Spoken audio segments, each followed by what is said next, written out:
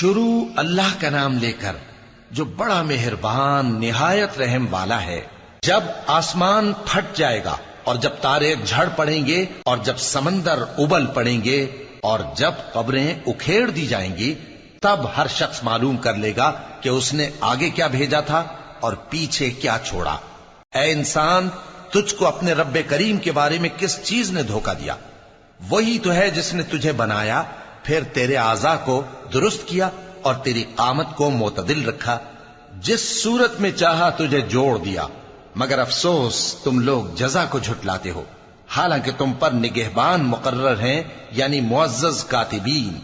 جو کچھ تم کرتے ہو وہ اسے جانتے ہیں۔ بے شک نیکوکار نعمتوں کی بہشت میں ہوں گے اور بدکردار دوزخ میں، یعنی جزا کے دن اس میں داخل ہوں گے اور اس سے چھپ نہیں سکیں گے۔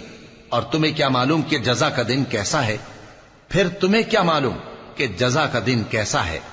جس روز کوئی کسی کے کچھ کام نہ آ سکے گا اور حکم اس روز اللہ ہی کا ہوگا۔